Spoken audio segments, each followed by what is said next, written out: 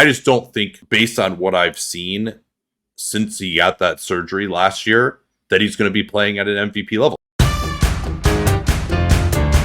Philly, 53.5. Yeah, I mean, last year, 47 wins, differential of a 48-win team.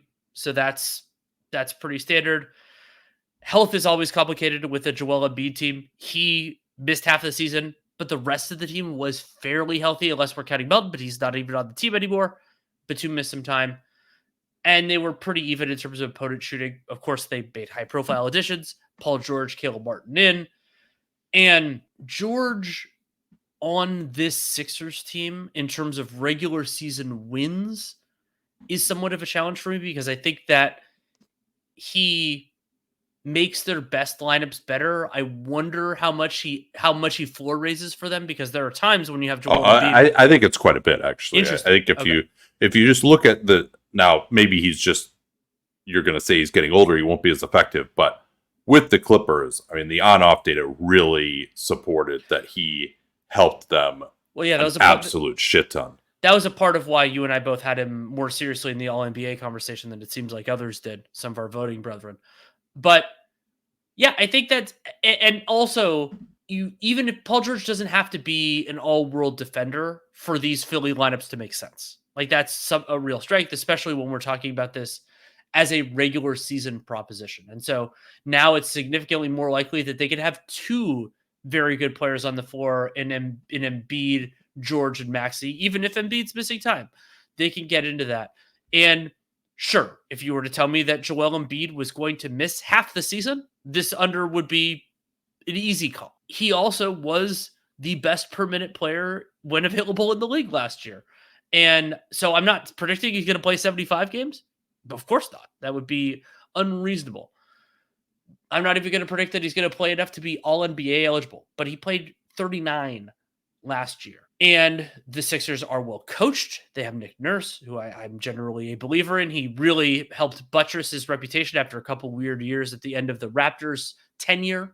Those are now in the rear view. So I'm going over. Is this the most disagreements we've ever had already, just within one conference, like for an overall season? Because I'm going to go with the under here, and my big reason for that is that I'm extremely concerned about Joel Embiid's health, not even necessarily from a number of games played perspective, but more from an effectiveness perspective. I wish we had seen him play a preseason game, because I'd want to see whether he has that brace on his knee. The way that he wants to play, where what actually makes him effective is his ability to face up and put the ball on the floor. He wasn't really able to do that much in the Knicks series. Wasn't able to do that for USA with that brace on. And he's able to draw some fouls in the Knicks series and post up a little bit. And he also has just made every jump shot. And maybe that's just what he's going to become now. He's just become an amazing shooter. But then you also throw in the defensive component, where his defensive rebounding hasn't been great, because he's just not really able to move out of his area. He just hasn't been in any sort of elite shape from a body composition standpoint. I think they're going to also hold his minutes down quite a bit. I think he's going to be on the not back-to-back plan. Like, I just don't think, based on what I've seen since he got that surgery last year, that he's going to be playing at an MVP level. It certainly is possible to me. Like, I'm not ruling that out. I think Philly is a championship threat because of the level of Embiid has showed in the past. But if you have to say which is most likely, I think he's not going to play at an MVP level this year. Especially if he's going to have that knee brace on, and maybe it's one of these things like with Chris Paul years ago, where he plays with the knee brace all season and then he takes it off during the playoffs or something. And I think Maxey's going to be really good, but I'm also concerned about the depth of this team. Drummond is useful when he comes in, though. Who's going to be the backup center when Joel doesn't play? They don't have a power forward yet. I think they'll make a trade for one, but they don't. They're going to play 2/3 of the season without one. Caleb Martin's a good player. They don't really. Yabusele is unproven. KJ Martin is basically a walking trade exception at this point. I don't rely on him to play NBA rotation minutes. And then you've got some age risks from Eric Gordon and Kyle Lowry. Jared McCain might not be ready yet. Reggie Jackson might not be ready. And you're relying on Kelly Oubre to start. Like, I think he was decent for them last year. But these guys have some holes. I think they'll try to fill them. But to me, the only way this goes over is MVP Joel Embiid, who also plays over that 65 games to make All-NBA. I'm not anticipating that, and therefore I'm going under. There's one other way, and this is something that, and it's Daryl Morey. And the idea that Philly, they know that their time is now. And because they got Paul George via free agency, they still have some arrows in the quiver there. And so they can throw them at it. And even if I think those will be... But that doesn't happen until the trade deadline, though. That's what when we're thinking about overall wins. I think these guys are a championship threat, to be sure, in part because of that. I just think they're going to be good enough. And I think that, considering Embiid missed half the year and they still had the differential of a 48-win team, like adding Paul George, and they didn't lose that much overall, like to make it happen. That's part of why their offseason was so striking, is that they were able to do that. Now, maybe when you're this top heavy, injuries matter more to those guys because you can't functionally replace them. And that is a very real concern for me, especially with how some of these guys play. You don't even have a facsimile. But yeah, I think that Philly I think they will do a very good job against bad teams, which is something that I always lean on a little bit.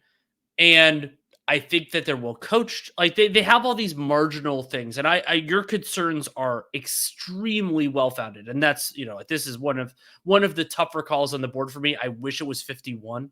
It's not. That's okay. And so I think they have enough talent to do it.